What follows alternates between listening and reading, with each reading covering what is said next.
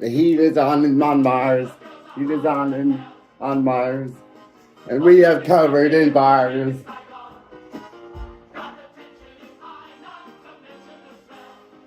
Yeah. The heat is on in Mars.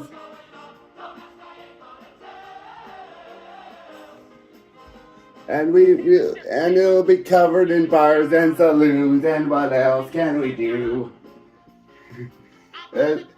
All the Martians are gone. All the Martians are gone. They're all dead from the pox, and they never got thought of living so long. The heat is on, and all the Martians are gone. But let's focus on this one in particular. Off of off of the Martian Chronicles. Yeah.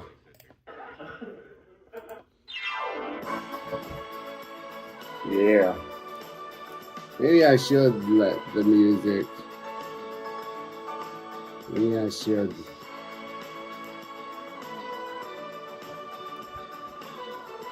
Yeah.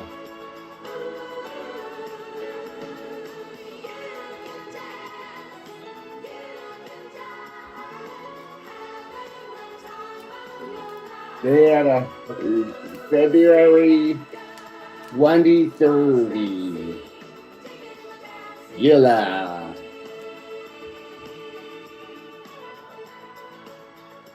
They had a house of the crystal pillars on the planet Mars by the edge of an empty sea. And every morning you could see Mrs. K eating the golden fruits that grew from the crystal walls. Or cleaning the house with handfuls of magnetic dust. Taking all the dirt with you, flew away on the hot wind.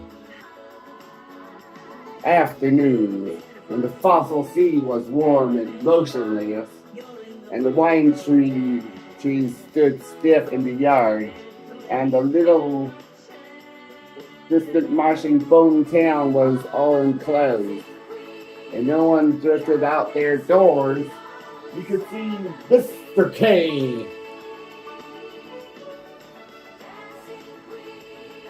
himself on his room, reading from a metal book, with raised hieroglyphs, playing this song.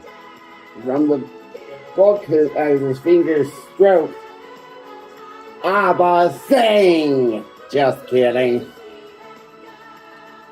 A different voice sang, a soft, ancient voice which told tales of when the sea was red steam on the shore. An ancient man who had carried clouds of metal insects and electric spiders into battle. Mr. and Mrs. K had lived by the Dead Sea for 20 years, and their ancestors had lived in the same house which turned and followed the sun flower-like for 10 centuries. Mr. and Mrs. K were not old. They had the fair brownish skin of the true Martians, the yellow coin eyes, the soft, most musical voice, like this one. Voices. Once they had like painting pictures with chemical fire, swimming in the canals in the seasons when the wine trees filled them with green liquors. Talking into the dawn together by the blue phosphorus portraits in the speaking room. They were not happy now. This morning, Mrs. K stood between the pillars, listening to the desert sands. Heat melt into yellow wax and seemingly run on the horizon. Something was going to happen. She waited. I've got a truck waiting outside and some pots. If you don't mind, She watched the blue sky of Mars. Isn't that odd? As if it might at any moment grip in on itself, contract and expel. A shining miracle down upon the sand. Nothing happened.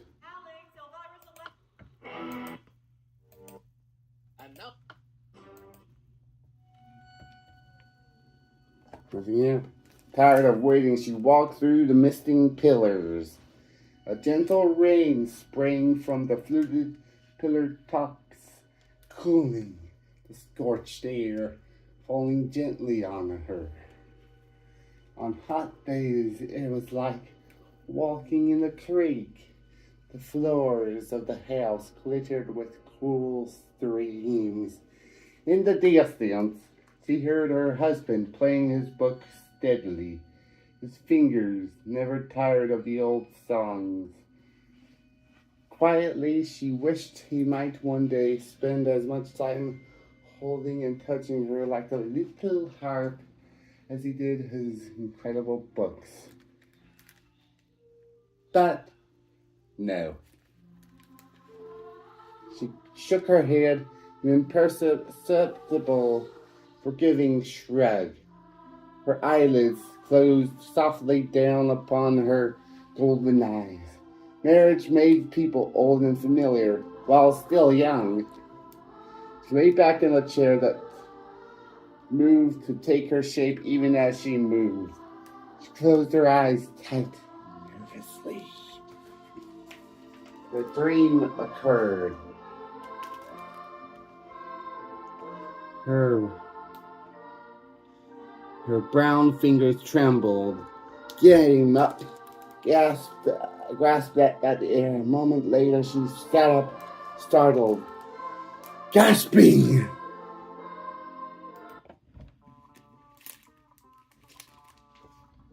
She glanced about swiftly.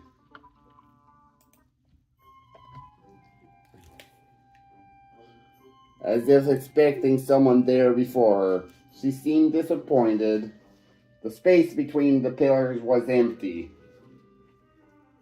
Her husband appeared in the triangular door. "Did you call?" he asked. "Did you call?" he asked irritably. "No," she cried. "I thought I heard you cry out." "Did I? I was almost asleep and had a dream." "In the daytime? You don't often do that." She sat as if struck in the face by the dream. How strange. How very strange. To dream. Oh, he evidently wished to return to his book. "I dreamed of a man." "A man?"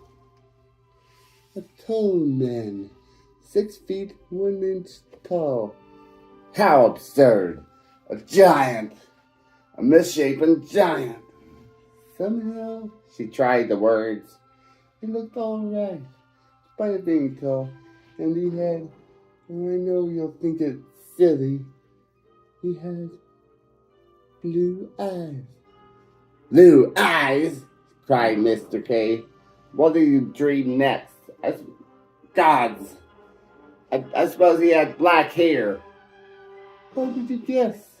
She was excited. "I picked the most unlikely color," he replied coldly. "Well, black it was," she cried.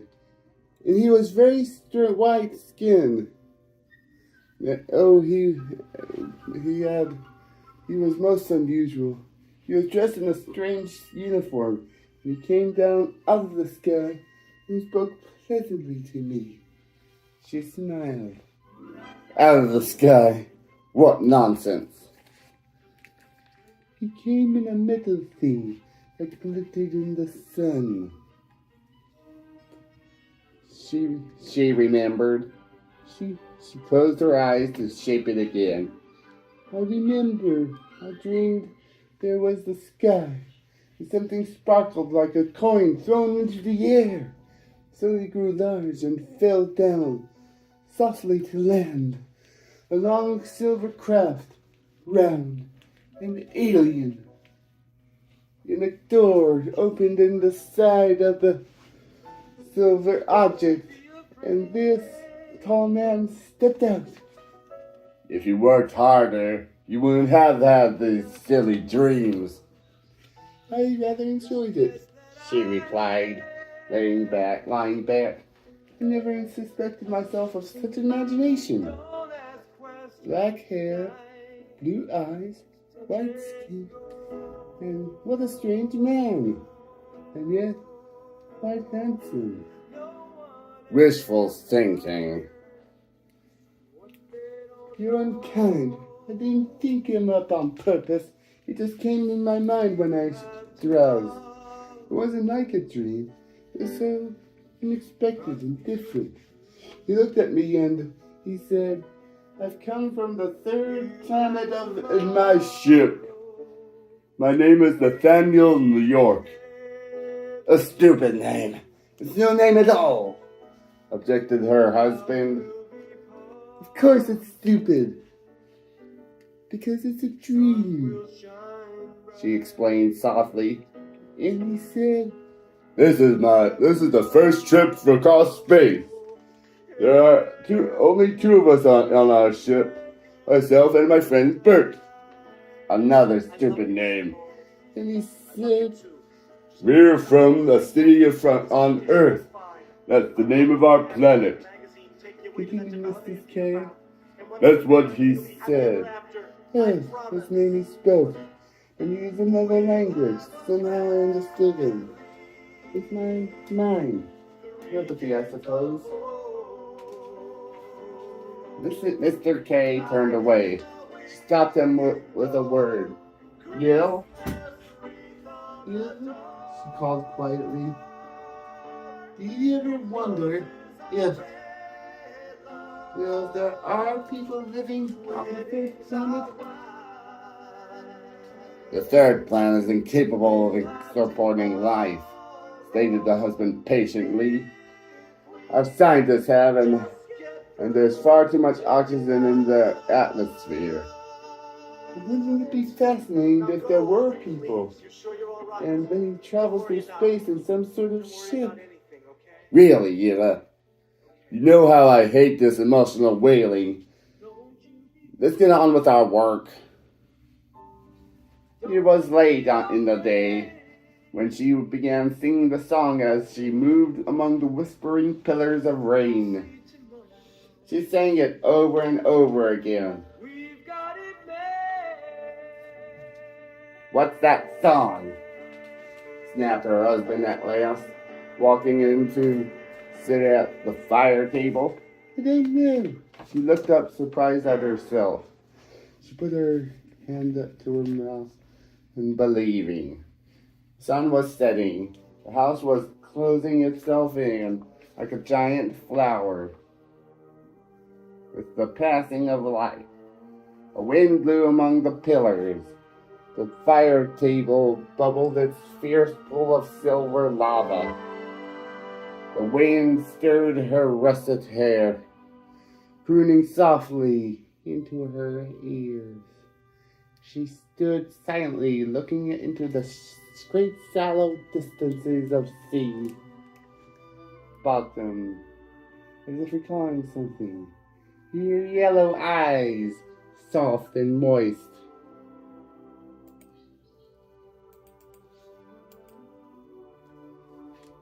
Drink of me to only me, with thine eyes, and I will pledge with mine, she sang softly, quietly, and slowly. Or leave me a kiss within the cup, and I'll not ask for wine. She hummed now, moving her hands in the wind ever so slightly. Her eyes shut. She finished the song. It was very beautiful. Never heard that song before. Did you compose it? He inquired, his eyes sharp. Sharp.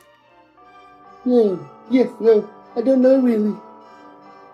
I don't even know what the words are. They're another language. What language? She dropped portions of meat numbly into the simmering lava. I don't know.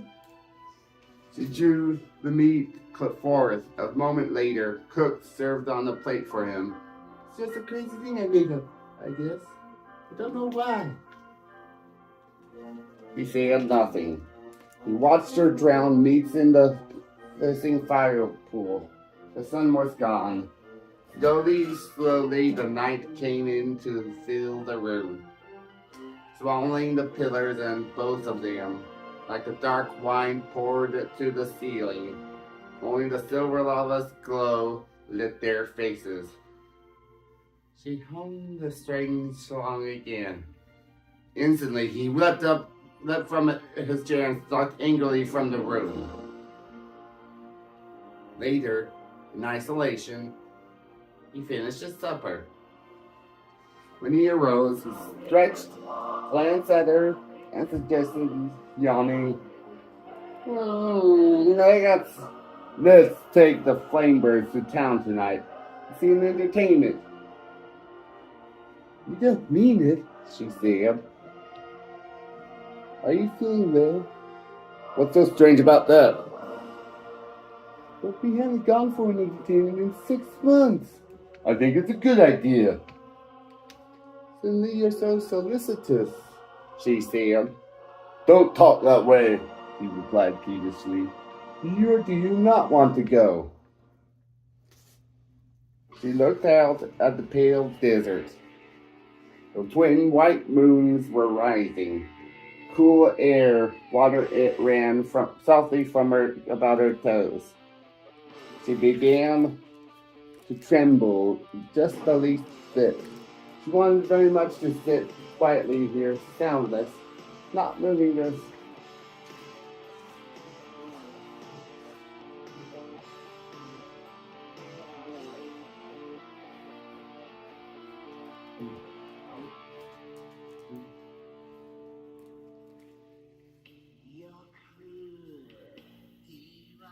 Trembling. She wanted very much to sit there, so no moving until no thing occurred. Just a song. This thing expected all day. This thing that could not occur but might. A drift of song brushed through her mind. And do you good, he urged. Come along now. I'm tired, she said. Some other night. Here's your scarf. He handed her a file. Yeah, we haven't gone anywhere in months. Except you to twice a week to Zion City. She wouldn't look at him. Business, he said. Oh, she whispered to herself. In the file, a liquid poured, turning to blue mist, sitting about her neck, quivering. The Flamebirds waited, like a bed of coals, glowing on the cool, smooth sands. The white canopy ballooned on the night wind, flapping softly, tied by 1,000 green ribbons to the birds. Ylla laid herself back in the canopy, and at a word from her husband, the birds leapt burning toward the dark sky. Ribbons talking. The canopy lifted. The sand slid, whining under.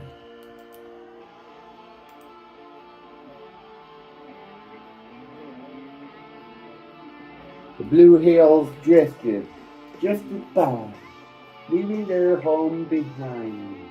The raining pillars, the caged flowers, the singing books, the whispering floor trees, the whining of the singing of Alice Cooper.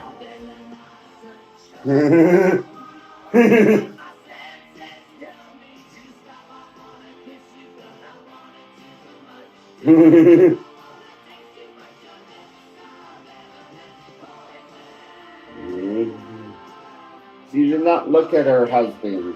She heard him crying out to the birds as they rose higher like 10,000 hot sparkles. So many red yellow fireworks in the heavens, tugging the canopy like a flower petal burning through the wind. She didn't watch the dead ancient bone chest cities slide under, or the old canals filled with emptiness and dreams. Past dry rivers and dry lakes they flew, like a shadow of the moon, like a torch burning. She watched only the sky. The husband spoke. She watched the sky. Did you hear what I said? What? He exhaled. You might pay attention. I was thinking. I never thought you were a nature lover, but you're so certainly interested in the sky today. He said. It's very beautiful. It was figuring, said the husband slowly. I thought I might call Hill tonight. I'd like to talk to him about us spending some time. Oh, only a week or so in the Blue Mountains. It's just an idea. The Blue Mountains? She held to the canopy rim, going out, turning swiftly toward her. Oh, It was just a suggestion. when do you want to go? I thought you might leave tomorrow. Morning, you know, and the start and all that. But we never go. This early in the year, just this once, I thought. He smiled. It was so good to get away, some peace and quiet. You know, you haven't anything else planned? We'll go, won't we? He took a breath, waited, and then replied, No. What? His cry startled the birds. The canopy jerked. No. She said, free. It's settled. I won't go. He looked at her. They did not speak after that. She turned away. The birds flew on, 10,000 firebrands down the wind. And the dawn of the sun, through the crystal pillars, melted the fog that supported ylla as she slept. All night she had hung around. She had hung around.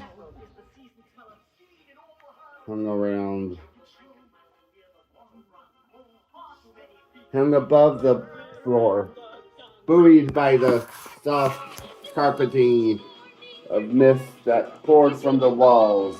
When she lay down to rest all night, she had slept on the silent river, like a boat upon a soundless tide. Now the fog burned away. The mist level lowered until she had deposited upon the shore of awakening.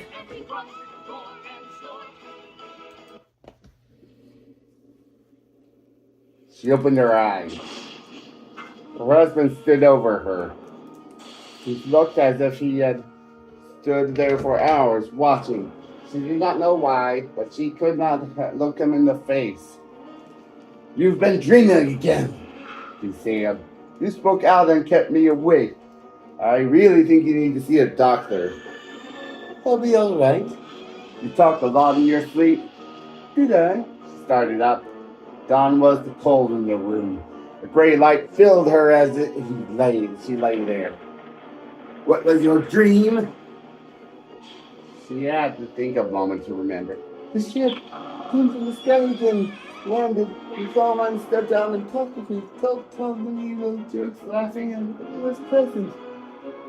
Mr. K touched a pillar. Fountains of warm water leapt up, steaming. The chill vanished from the room. Mr. K's face was impassive. And then She said, this man, who said his strange name was down New York, told me I was feeling, and he kissed me. Ha! cried. Maybe not laugh like that. Cried the husband, turning violently away, his jaw working. It's only a dream. Oh my God. Keep your silly feminine dreams to yourself. You're acting like a child. She laughs back upon the few remaining A place like this ain't Remaining- like LA or New York City, where so much stuff is going remaining remnants of chemical mist. Well, what? After a moment, she laughed softly. Solve some more for the dream, she confessed. Well, what is it? What is it? You're so bad-tempered. Tell me! You can't keep secrets from me! His face was dark and rigid as he stood over her. I've never seen you this way, she replied, half shocked, half entertained.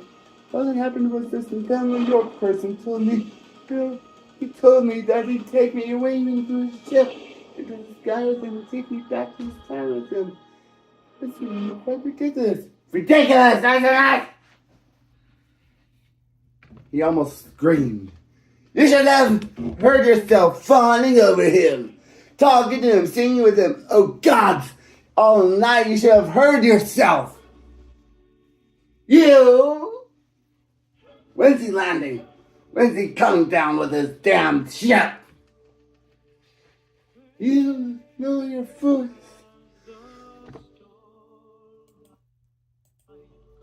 Alex, Voices be damned! I guess everybody knows about it. now when did I become just everybody? He bent stiffly over her, and in this dream, Get away. he seized her wrist. Things change, always do.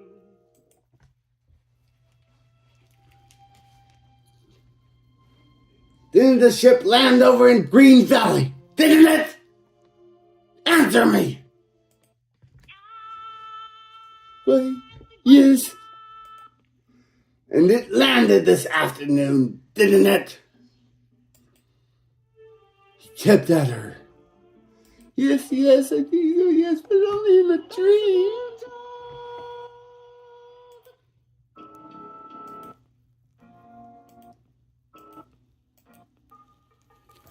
Greetings, Starfighter.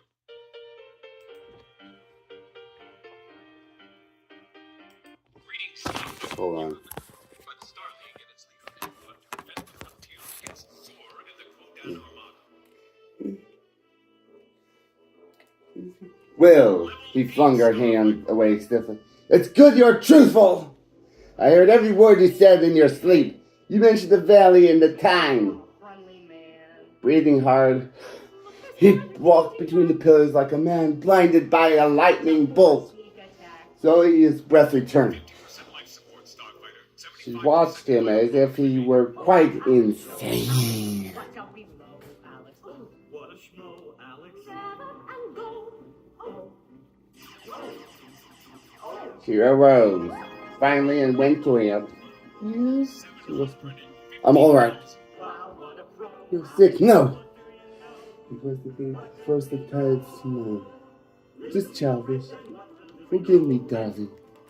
He gave her a rough pat. Too much work lately. I'm sorry. I think I'll lie down a little while.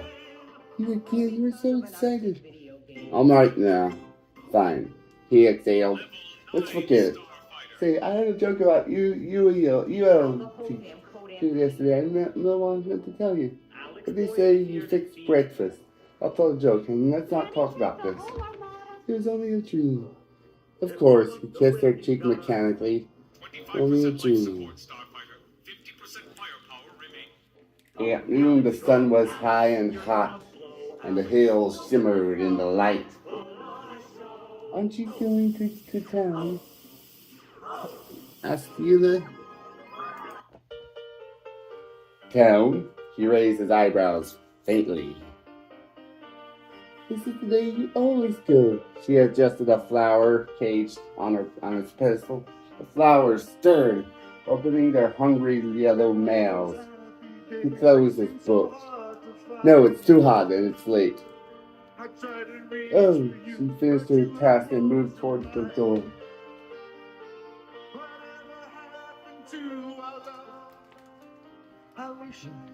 I'll be back soon. Wait a minute. Where are you going? She was in the door assistant. Over to Pal. She's invited me today. I haven't seen her in a long time. It's only a little ways. Over in Green Valley, isn't it? Yes. Just a walk.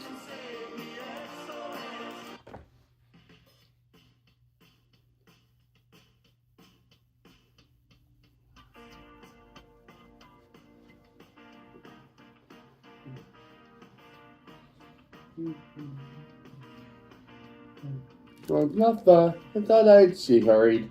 I'm sorry, I'm really sorry, he said, running to fetch her back, looking very concerned about his forgetfulness. Slip my mind. I invited Dr. Mill out this afternoon. Dr. Mill? She edged toward the door. He caught her elbow and drew her instantly. Yes, but Pal can wait, ylla. Must entertain Mill. Just for a few minutes. No, ylla. No. Besides, it's a terribly long walk to Pal's, all the way over to Green Valley and then past the big canal and down, isn't it? And it'll be very, very hot. Dr. Mills would be delayed to see you, Will. She did not answer. She wanted to break and run. She wanted to cry out. But she only sat in the chair, turning her fingertips over slowly, staring at them expressionlessly chat. Ylla, he murmured, you will be here, won't you? Yes, she said after a long time. I'll be here. All afternoon? His voice was dull. All afternoon. Late in the day, Dr. Mill had not put in an appearance. Ylla's husband did not seem overly surprised. When it was quite late, he remembered something, went to a closet, and drew forth an evil weapon, a long yellowish tube ending in a bellows and a trigger. He turned upon his face was a mask, hammered from silver metal, expressionless, the mask that he always wore when he wished to hide his feelings, the mask which curved and hollowed so exquisitely to his thin cheeks and chin and brow. The mask glinted, and he held the evil weapon in his hands, considering it. It hums constantly, an insect hum. From it, hordes of golden bees, which could be flung out with a high shriek. Golden horrid bees could be flung out with that stung poison and feel lifeless. Seeds on the sand. Where are you going? She asked. What? He listened to the bellows, to the evil hum. If Dr. Mill is late, I'll be damned if I'll wait. I'm going out to hunt a bit. I'll be back. You better be sure to stay here now, won't you? The silver mask glimmered. Yes, until Dr. Mill returned, just hunting. The triangular door closed. His footsteps faded down the hill. She watched him walking through the sunlight until he was gone. Then she resumed her tasks with the magnetic dusts and the new fruits to be plucked from the garden crystal walls. She worked with energy and dispatch, but on occasions a numbness took hold of her, and she caught herself singing that odd and memorable song and looking out beyond the crystal pillars at the sky. She held her breath and stood very still, waiting. It was coming nearer. And at any moment it might happen. It was like those days when you heard a thunderstorm coming. And there was the waiting silence. And then the faintest pressures of the atmosphere as the climate blew over the land in shifts and shadows. And the change pressed at your ears and you were suspended in the waiting time of the coming storm. You began to tremble. The sky was stained and colored. The clouds were thickened. The mountains took on an iron taunt. The caged flowers blew with faint sighs of warning. You felt your hair stir softly somewhere in the house. The voice clock saying, time, time, time, time, time. Ever so gently, no more than the water dropping on the film. And then the storm. Electric illumination. The engulfment of dark wash and sounding black fell down, shutting it in forever. That's how it was now. A storm was gathered, but the sky was clear. Lightning was expected, yet there were no clouds. Ylla moved through the breath of summer hail. Lightning would strike from the sky any second. There would be a thunderclap, a boil full of smoke, a sound footsteps on her path, rap on the crystalline door, and they're running to answer. Crazy, Ylla, she scoffed. Why think such wild things in your wild, I don't know. Then it happened. There was a warmth of a great fire passing in the air, a whirling, rushing sound, a gleam in the sky of metal. Ylla cried out. Ah! Running through the pillar, she flung wide the door and faced the hills. But by this time, there was nothing. She was about to race down the hill when she stopped herself. She was supposed to stay here, go nowhere. The doctor was coming to visit, and her husband would be angry if she ran off. She waited in the door, breathing rapidly, her hand out. She waited. She strained to see over Green Valley, but saw nothing. Silly woman, she went inside. You and your imagination, she thought. There was nothing but a bird, a leaf, the wind, or a fish in the canal. Sit down, rest. She sat down. A shot sounded. Clearly, very clearly, sharply, the sound of the evil insect weapon. She very clearly, her body jerks with it.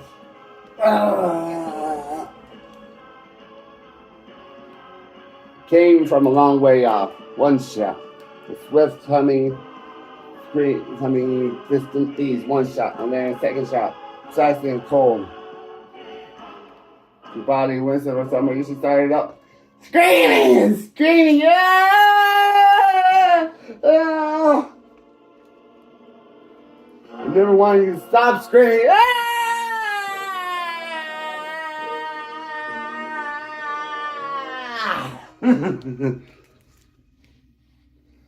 And she ran violently through the house and once more threw wide the doors. The echoes were dying away. Gone. She waited in the yard, her face pale, for 5 minutes. She finally, slow steps, her head down, she wandered about the pillared rooms, laying her head to things, lips quivering, until finally she sat alone in the darkening wine room, waiting.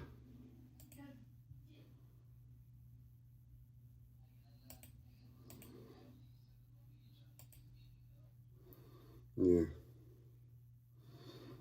She began to wipe an amber glass with the hem of her scarf. And then from far off, the sound of footsteps crunching on the thin, small rocks. She rose up to stand in the center of the quiet room. Glass fell from her fingers, smashing to bits. Footsteps hesitated outside the door. Should she speak? Should she cry out? Come in, oh, come in. She went forward a few paces. The footsteps walked up the ramp. Her hand twisted the door latch. She smiled at the door.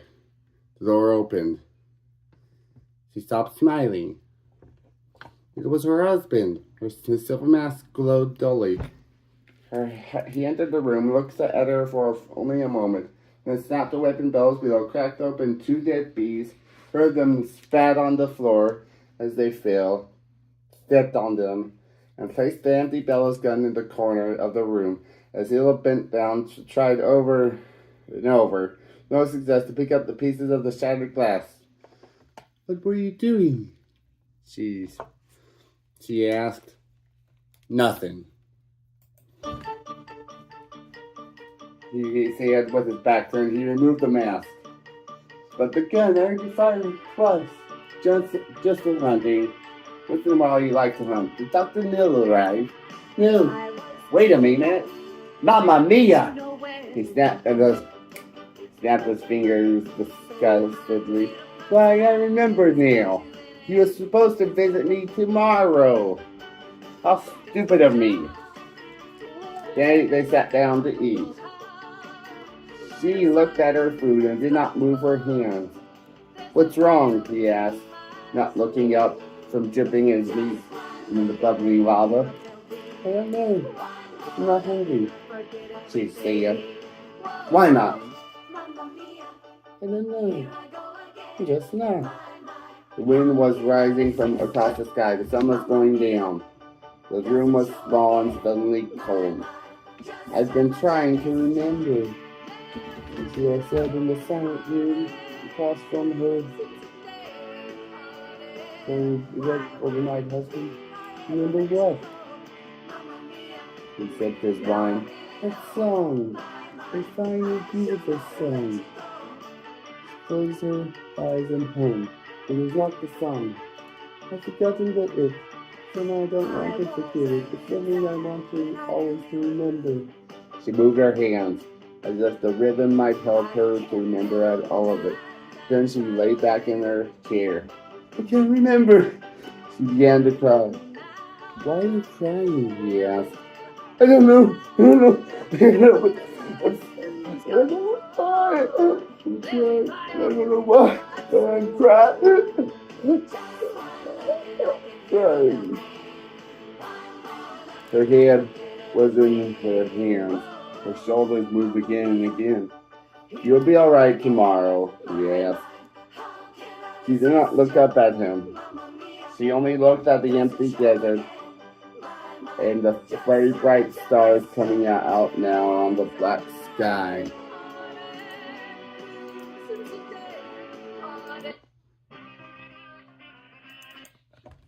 Let's go.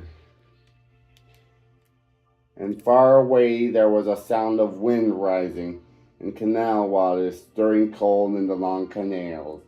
She shut her eyes, trembling. Yes, she said. I'll be all right tomorrow. Here ends this chapter of the Martian Chronicles.